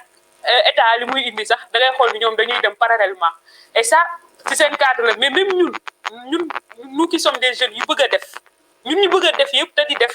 dañuy def parallèlement par rapport à l'état ñun ñuy def gisuñu suñu bopp ci l'état teg en fait parce que man personnellement j'ai eu un projet je suis allée déposer au niveau de DER je ne fais pas de la politique nekkalu ma fi ma sàmm ma dem mais aw ma financement en fait parce que man li ma gisoon sama départ moo doon dina ma permettre tuuti ma wax ci entrepreneuriat social parce que amuñu kii boobu amuñu type d'entreprise boobu alors que moom mii li muy def Fallou man peut-être li may def ak ñeneen mën nañu ko tuddee sax de l'entrepreneuriat social parce que suñu bii première en tant qu'entrepreneur ce n'est pas de se faire de l'argent ni de créer des richesses mais de répondre à une demande de régler des situations yoo xam ne ñu ngi koy dund au niveau de notre société te boo demee bëgg a déclarer tu peux pas le faire li nga mën a def mooy def entreprise individuelle wala kii te boo ko defee taxes yi ñëw donc ñun ci financement yi ñu ñëw bu ñu ñëwee ñu ni entrepreneuriat social la ñuy def li ñuy def mooy essayer de former xool les femmes peut-être ñi nekk ci détresse naka lañ leen mën a former indiwaat leen jéem a xool naka la ñu mën a trouver ak ñoom des solutions mais ça c'est du travail da nga ko def parce que tu es engagé mais système de financement bi ñu teg amul parce que dañu lay wax bancable source de revenu fan la naka ngay mën a def ba fay alors que ñoom sans ñoom yaa ngi dem te même ñoom bu ñu ñëwee am nga peut-être ngor ak jom goo xam ni tu vas tout faire pour nga rendre leen ko donc ils préfèrent financer des groupements de femmes pour des fins politiques ils préfèrent financer des jeunes yoo xam ne nii ay jeunes politiques la amuñu benn qualification et là aussi ñu joxoñaat baaraamu tuuma ndaw ñooñu nga xam ni tey amuñu profession mooy métier gis nga ne métier dafa am solo qu'est-ce que tu fais dans la vie nga ni de formation je suis là mais non je fais de la politique je fais partie des jeunes de là je fais là au final tu fais rien en fait parce que boo toogee nga tëju sa néeg man lan laa mën mënoo dara qu'est-ce que tu peux faire avec tes mains mais rien du tout avec ta tête rien lu dul suivre ay nit donc malheureusement gars yi politique bu ñuy financer ñooñu la ñuy def financement moo tax seen politique d'emploi yi dañu am problème recouvrer parce que bu dee kii da nga kaa jox parce que ndaw diw la te diw moomu moo nekk nangam bu ëllëgee suñ ma laajee damay dem ni diw kii de mu ngi may laaj te yaa ma boole woon ak moom pendant ce temps ani ay Serigne Fallou yi nga xam ni ñu ngi def ay initiative yu baax ani ay war ak ñeneen ñu nga xam ni tey buñ leen financé woon ñu mën a biral mbir mi ñu mën a créer d'autres emplois donc ak tant d'autres jeunes yi nga xam ni tey ils sont laissés à rade et ce sont ces jeunes-là qui disent aujourd'hui que il y a absolument rien aujourd'hui si on parle de financement duñu xalaat ñi ngay romb ci mbedd bi ñu def ay marchands ambulants mais ñooñu tu leur donnes des millions nga jox leen ay jours ils vont ay heures ay at ils vont te revenir avec des milliards parce qu'ils sont déjà sur le terrain. Ils sont partis de rien du tout. C'est des jeunes qui vont te dire que il a fallu que ma jaay sama portable wala sama yaay teggi na tam wala lii pour ma mën a créer lii mais kooku tu viens tu lui donnes 2 millions c'est fini mais bokkul ak ki nga xam ne nii politique rek lay def wala day ànd ak ay kii ay du xumbal donc vraiment pour moi il faut qu'on se dise la vérité ñu xam ni ndaw ñi am na ñu fi nekk ñu bëgg a liggéey di teg ay jéego ñu fekk leen ci jéego yooyu ñuy def ñu accompagner leen il ne faut pas dire que oui dañuy def priorité mooy il faut ngay def si domaine bi wala si domaine bi wala si domaine bi alors que nit ki li muy def du domaine boobu nga bëgg mu def da nga koy bàyyi si domaine bi muy def te bu la laajee 2 millions boo amee 2 millions nga jox ko mais soo ko joxee 1 million mënul def dara soo nee ko il faut nga dem indi bon dinaa daggal dama bëggoon foofu ba tey ci fi nga nekk noonu nga dikk aussi est-ce que aussi loolu du problème représentativité bi nga xamante ni mooy mu nekkoon sax dernier point bi de la jeunesse aujourd'hui tey ji bu fekkee jeunes yi ils ne représentent pas grand chose ci yenn kii barab yi et tout institution yi idées yi nga xamante ni moom ngay exactement yenn idées yi nga xamante ni moom ngay joxe wala que proposition yi ngay def day mel ni du kii yow représentativité boobu noonu mais dafa am xam nga dafa am représentativité am représentation li dal jeunes yi dafa dal jigéen ñi sànq Ousmane mu ngi koy wax je pense par rapport ak suñuy xaw ma xaadim suñuy ñun lan la ñuy wax si système bi ñuy jàngalee dañuy réciter rek qu'est-ce qu'on pense ñun lan lañ ñu laaj lan mooy suñu avis ci mbir moomu donc jeunes yi comme femmes yi dañuy leen kaay leen ngeen nekk fii leader politique yi leen war di nommer duñu nommer benn war xa bu gré la miñ de dañuy nommer kenn koo xam ni buñu ne ko waxal lii mu wax defal lii mu def du coup mu nekk jeune comme mu nekk jigéen dootu fa nekk pour moom dafay nekk pour li bëgg li leader bi bëgg parce que looloo tax mu kii ko parce que leader bi castingam jël na nit koo xam ne du wax du fa teewal ci moom donc même si on était 50% su fekkee qualité de représentativité n'y est pas c'est foutu donc kon il est important pour que ñun ndaw ñun ñi comme yéen ñi oui c'est l'élite c'est d'autres gens qui sont préoccupés par d'autres choses que l'on fasse de la politique s'il le faut aujourd'hui c'est moi qui dis ça c'est moi qui suis apolitique mais qui dit aujourd'hui que il faut faire de la politique s'il le faut parce qu'en fait c'est ça il faut être présent si instance de décision yi être présent ak sa xel ak sa liberté pour pouvoir parler au nom de ces femmes ou au nom de ces jeunes mais soo fa nekkee parce que dañu la xëcc parce que booyu diw nga il faut que les jeunes ñuy être indépendants di affirmer wu que tey du ma booyu diw di bañ ban booyu diw laa wala diw moom non il faut savoir partir de rien du tout et te dire qu'aujourd'hui je me suis faite toute seule il faut que ñooñu nga xam ni ils se sont fait tout seuls ñu leen di mettre à l'avance ñuy partager cette expérience mais aujourd'hui tu veux pas être un jeune et être là oui tout ce que je suis je le dois à Massamba ou à Mademba mais tu vas apprendre à une personne de dire ah donc je vais essayer de trouver benn Massamba wala benn Mademba pour mu defar ma donc il y a tant de choses à dire malheureusement le temps mais il faut que jeunes yi ñu gën a taxawaay ñu gën a am seen taxawaay ñu gën a xam ni ils peuvent partir de rien du tout xam ni affaire bi du emploi tekki diggante emploi ak tekki dafa am ay jafe-jafe ay ndigg sërëx yoo xam ne il faut que ñu leen koy wax il faut se moquer de toi tu vas avoir l'impression de passer à côté de ta vie mais tout ça en fait partie mais loolu ñu leen koy wax mais bu ñu ne dañoo indi benn warxa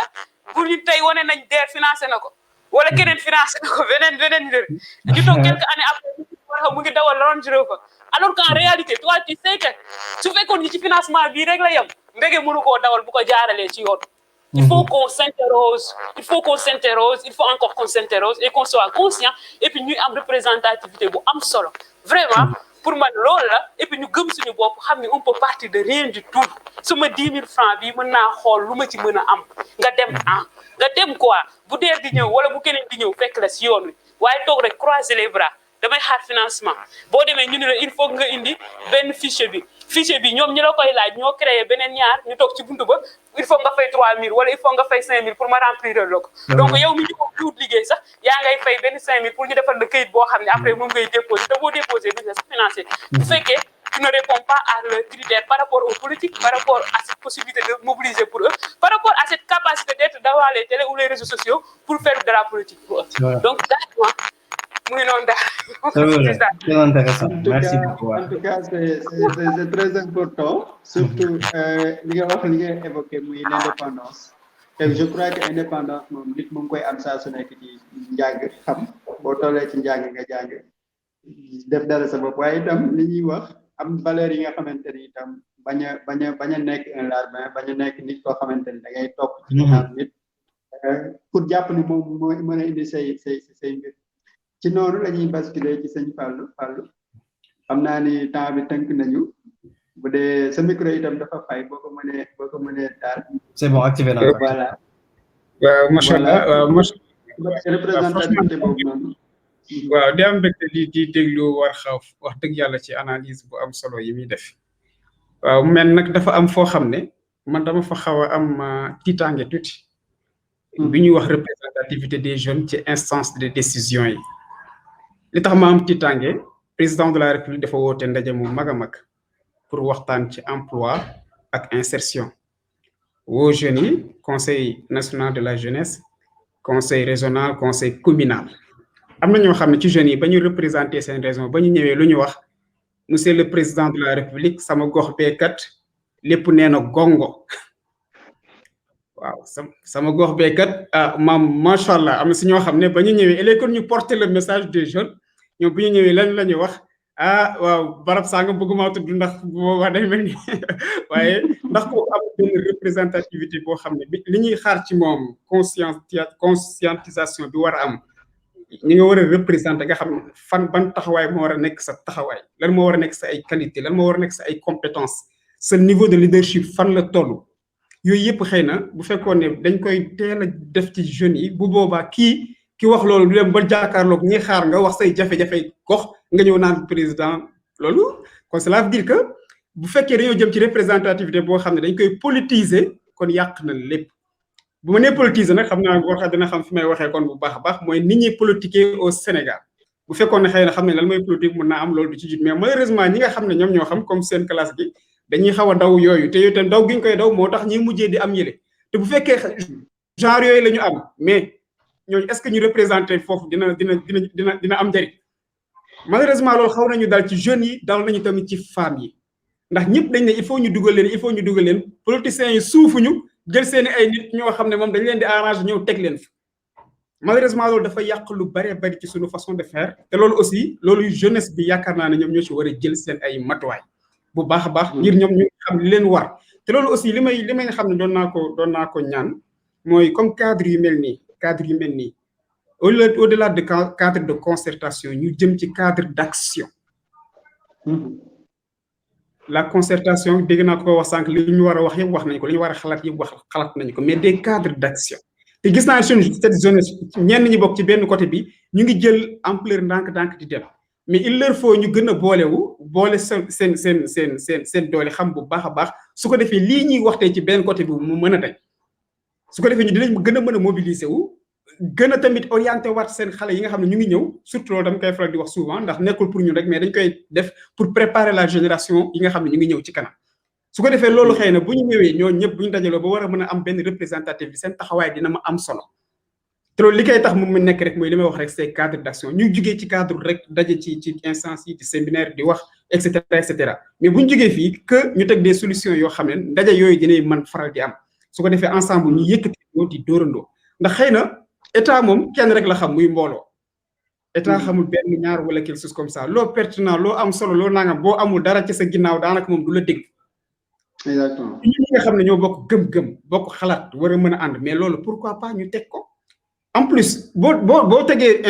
yow fi nga xam ne foofu la sa mën toll boo ko tegee nga commencé expérimenter li ngay def di ko wan nit ñi di ko gis soo liggéey aussi nit ñi par force ñooy daw topp seen ginnaaw. ñun dafa dem ba nga xam ne dans le cadre de génération talibé yi yenn saa yi ñun dañ leen di bëgg a yóbbu ci centre de formation professionnelle yi mais ñun la ñuy gën a wóolu ko ñu dem directement ci centre ba lan moo ko waral. lan moo waral nga xam ne ñoom bu ñu ñëwee woo seen kenn ci suñu membre yi par exemple kenn ci suñu coordonnateur que le coordonnateur ne ko daka diwkat damaa bëgg nga wutal moo gën a yomb ko ci moom mu dem directement ci centre ba wala ci ca DER wala quelque chose comme ça am na lu ko waral. confiance bi am suñu diggante ba moo dañ ñun lan la ñuy fexe ba gagner cette confiance ci suñu diggante ak jeunes yi su boobaa suñu ba noppi taxawaay bu ñu war a taxaw ñu taxaw ko ci wàllu leadership ak xam-xam su boobaa suñu demee ba war a représenter jeunesse bi dina mën a nekk te loolu il va falloir que ñu jaar ko ci dans des cadres d'action man loolu laay wax souvent ndax wax dëgg yàlla li ñuy wax lu bari déjà am na li ci des nag moom mooy avancé waaw loolu laay dolli war ci point boobu wéy. jërëjëf sëñ Fallou li ñu waroon wax yëpp wax nañ ko li ci des mooy li nga xamante ni mooy les actions que les actions puissent suivre quand même loolu mooy li nga xamante ni mooy am njëriñ bu ko defee rek ñu daal di jublu ci sëñ Khadim pour ce dernier mot. waaw damay ñëw rek ci représentativité bi parce que je trouve que en fait comme fi sëñ Fallou ñëwee rek man tamit damay am ci tànge bu bëri su ma xoolee jeune tey ak yenn xeetu association yi ak da ngay jël rek amicale yi quoi amicale yi nekk ci fag yi et tout ça dañuy gis ne dañuy reproduire même schéma que politique yi donc bañ gisee ay ndaw tey am seeni structure yoo xam si ni li ñuy def wutewul dara ak li politiciens yi nga xam si ni moom la ñu bañ a gis di def da ngay am ci tànge daal en fait et man je pense que foofu noonu la rupture bi wala commencé jóge foofu noonu parce que tey jii boo xoolee tamit Sénégal photocopie bi institution yi kan moo ci nekk Moustapha Niasse Macky Sall sax moo ci gën a doon ndaw en fait voilà doy na waar daal Moustapha Niasse Aminata Mbengue Ndiaye Idrissa Seck ñoo nekk ci institution yi en fait te ñooñu noonu vraiment représenté wuñ jeunesse Sénégal en fait boo demee assemblée nationale député yi fa nekk jeune soit dañuy am coloration politique ba nga xam si ni li ñu war a wax pour jeunes yi duñ ko wax li ñu war a wax pour jeunes yi duñ ko wax te am na foo xam foofay toll ci réew du parparloo en fait voilà boo nekkee hémicycle da nga war a wax dëgg bi bul xool yow fii nga bokk classe politique fii nga bokk ou pas te tey ji yàlla xam na ni jeunes yi am nañ ay problème lépp et puis man ay conseil communal conseil départemental conseil régional de la jeunesse je pense que tout structure yooyu dañ ko war a xoolaat tey jii da ngay gis ñoo xam am nañ plus de 45 ans nekk fa ñooñu nekkatuñu ay jeunes en fait voilà da ngay gis ay pas qui se réclament jeunes au Sénégal en fait te loolu dafa doy waar en fait dafa doy waar tey jii sax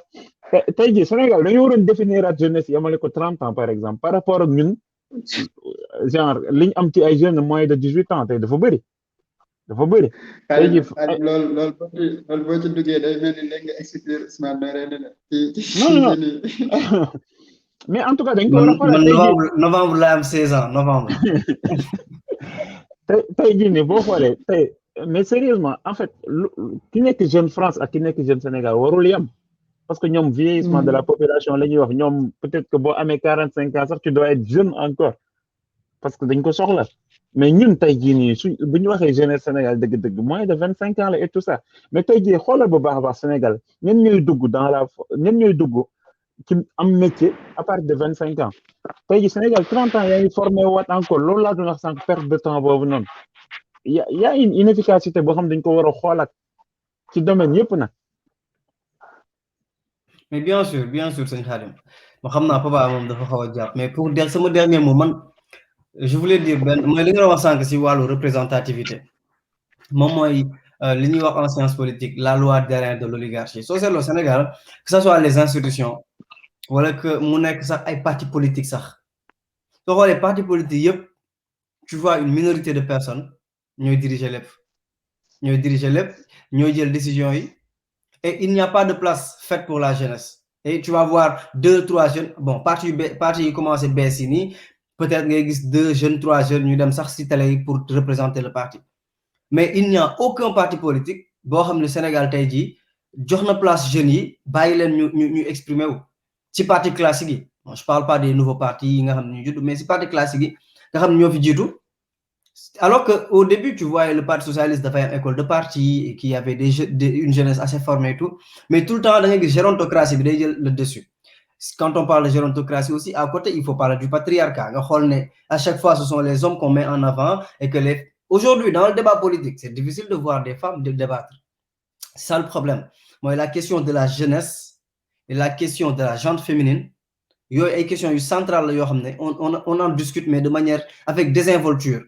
Quand un président de la République vient dire, ouais, je mets sur la table 450 millions, ça, c'est dérisoire par rapport aux besoins du peuple.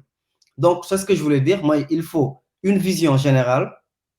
et des enseignements et une éducation en adéquation avec la vision. L'autre chose, moi, les représentations sociales de femmes solo. Quand on est dans un pays où, pour être un milliardaire, il faut être un politicien, il n'y a plus besoin d'entreprendre. C'est-à-dire, il ne faut pas cantonner les gens à entreprendre, alors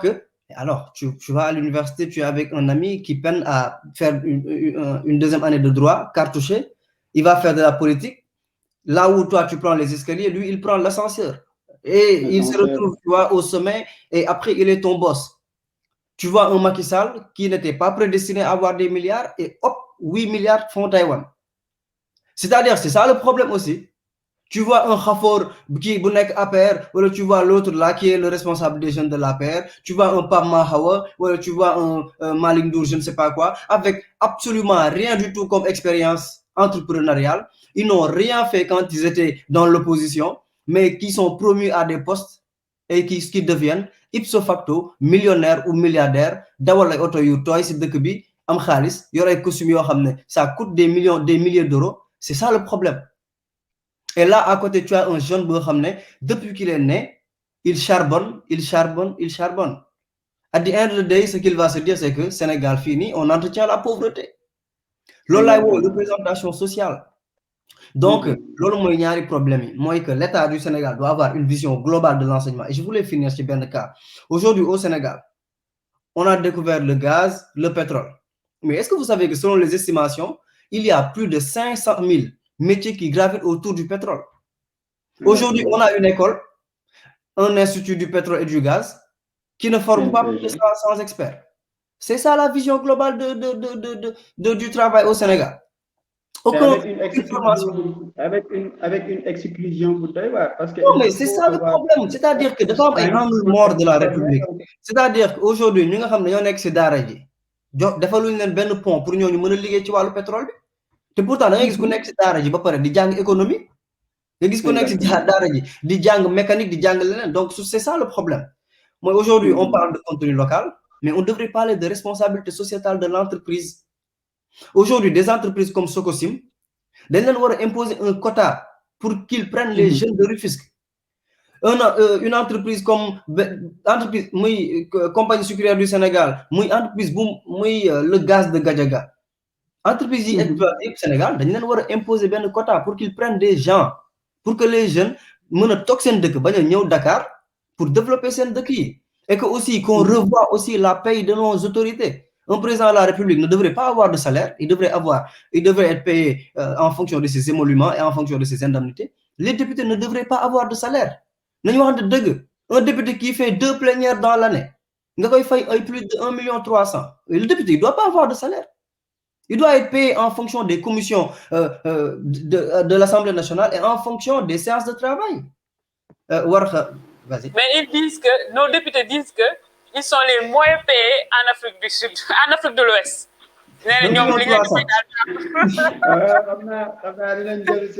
Non, mais en tout cas, c'était un plaisir. Je la vois de loin et elle est très pertinente. On a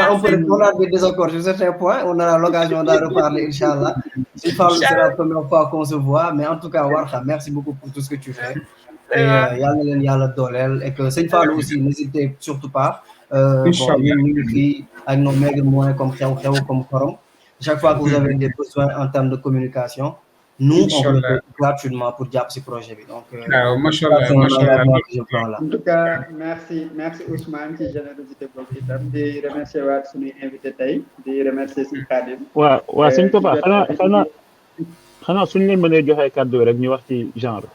lan mooy Warkha TV ak ku leen bëgg a contacter ni muy def ak lan mooy fàllu insertion aussi genre bu ñu leen bëggee contacter ni ñuy def. Exactement. Vraiment, merci pour l'opportunité et pour tout. Nous avons besoin des jeunes comme vous en France et puis ensemble, Inch'Allah, dinañu kii. Donc Warkha TV moom espace communautaire de communication là, c'est-à-dire on essaye de faire de la communication un levier pour lutter carrément contre les violences faites aux femmes. Parce que en général, je parle d'équité, je parle de la promotion des droits des femmes. Loolu mooy sama point fort en fait. Papa moom indi ci mbirum employabilité mais quand même li ñu remarqué ñun ñëpp mooy problème yi ndaw yi am. moom la jigéen ñi am donc suñuy wax jeune di wax jigéen on a les mêmes soucis et puis waaw Pikine la ñu nekk parce que li am solo mooy ñun dañuy déglu souvent les victimes de violence de viol de harcèlement et tout parce qu'il est important ñu leen di déglu il est important ñuy jox crédibilité seeni wax parce que souvent au Sénégal quand tu es victime de viol les gens cherchent toujours à savoir comment tu es coupable dans ça et puis on a eu des antécédents yu terribles yoo xam ne di dimbali wuñu lu baax ci liggéey bi ñu nekk mais mine de rien ñu ngi góorgóorlu donner plus de crédibilité et plus d'écoute à ces femmes-là essayer de trouver ensemble naka la ñu mën a def ba bu usal leen saafara ut ñi ñu xam ñu boole leen ñoom ñu xamul ñu def ay reportage ay contenu yoo xam ne dafay valoriser jigéen dafay valoriser liggéey bi jigéen ñi di def donc loolu la Warkha TV di def d'une manière particulière si loolu la ñuy mettre l'accent sinon on est au niveau de la banlieue et tout et puis voilà je fais aussi partie de Dafa Doy qui est une organisation aussi qui travaille carrément sur le viol et la prise en charge des victimes de violence et tout donc activiste féministe moo tax bi ma Papa Dieye ñëwee droit des humains droit des femmes donc droit des femmes et droit des humains et tout ça en tout cas c'était un plaisir un grand plaisir d'avoir partagé avec vous cette idée-là cette émission et puis j'ai énormément jàng naa lu bari ci biir et puis vraiment merci beaucoup merci à vous waaw di leen jaajëfalaat lu bari bari xëy na di am benn point rek bu ma bëgg a souligner ci bu ñu accompagner jeunes yi au lieu de les parler de formation des fois mën nañ leen wax par exemple le développement de compétences ndax pour répondre à ci benn question boo xam ne am na ko ko laaj ci suuf ndax ñu bari dañuy gis ne xëy na pour entreprendre on n'a pas besoin ñu yóbbu la ci école ngay dem ñi lay former ñoom formation noonu lañ ko déggee donte formation yaatu la ndax nit ki lu ñu lay tàggatee rek formation la mais am na ñoo xam ne gisee wuñ ko noonu léegi pour ñu gis ko ni ñu ko war a gisee dama yaakaar ne dañ ko tuddee développement de compétences ndax dans tous les cas nit ki pour nga atteindre sa projet réaliser sa projet de vie tu as besoin de développer tes compétences moo xam compétence technique moo xam compétence managériale la moo xam les compétences de vie la détermination engagement tout ce qui est développement de parce que yëpp ay duggaat ci biir compétence ko on a besoin de développer nos compétences pour atteindre suñu objectif de vie pour répondre à ci yenn questions yi nga xam ne léegi naa ko laaj mais on n'a pas besoin xëy na toujours de formation quelque chose comme ça on a toujours besoin d'être formé ak fu ñu mën a toog rek waaw kon loolu dañ koy leeralaat li ci toppaat tamit tey moom génération Saliou daanaka ci laay wax en quelque sorte ndax xëy na on aura d'autres occasions pour dugg en profondeur ci phase d'insertion waaye moom sa man maximum weesuwul képp koo xam ne bëgg nga ñu jàppale suñu plateforme yi ñu ngi fii ñu ngi ci réseaux sociaux yi ñaareel aussi ku ñu bëgg a jot en tant que Fallou Niang suñu page Fallou Niang SG la kuñ ci bind tamit incha allah rabbi dañ la tontu suñu numéro aussi suñu ñu permettre mën nañ ko joxe 77 la 704 37 69 képp koo xam ne daal su xoli ndaw ñi rawatina donga daara yi ak les enfants de rue ñor na la ñu ngi Fallou, tu peux répéter le numéro s'il te plaît waaw 77 704 37 69 te ñu ngi ci plus de 10 régions du Sénégal te incha allah rabbi ñu ngi envisager daj Sénégal yëpp ci wàllu woowu avec la formation de ces 2000 talibés waaw di jàlleen jaajëfal ak Papa Dieye ci jotaay bi xaw na xat waaye l'essentiel a été dit di jégalu ñëpp ñu doon siiw dem ci désagrément yi nga xam ne am na ndax gis nga faute technique la woon dama doon essayer utiliser sama téléphone ndekete du jàll moo tax par la suite la waaw laa jël kii bi ma ko di leen jaajëfal merci à vous et on vous souhaite plein succès ci lépp li nga xamante ni yéen a ngi koy entreprendre di rafetlu bi tam waxtaan bi bu baax a baax Warkha di jéggaluwaat ci faute boobu parce que comme tu dis je devais rectifier même ci bi ñu commencé émission bi mais bon xam naa ne jéggal nga ma ko en tout cas c'était un plaisir voilà ñi nga xamante ni yéen a ngi ñu doon seetaan itam ci pencum xam-xam tey ñu dellu si waatoon di waxtaane li nga xamante ni mooy la problématique de l'emploi au Sénégal di woon di jéem a situer li nga xamante ni mooy la responsabilité des jeunes nii la ñu koy àndaateeg yéen dimanche bu jot bu 17h jotee ci xew-xew fas yéene saa su nekk di dalal ay kàngam ak borom xam-xam yoo xamante ni dinañu mën a dimbali bu baax a baax ci thématique yi nga xamante ni moom la ñuy yëkkati kon ñii leen di jox di tege dimanche bi di ñëw incha allah ci même waxtu même fréquence incha allah asalaamaaleykum wa rahmatullahi taala wa barakatu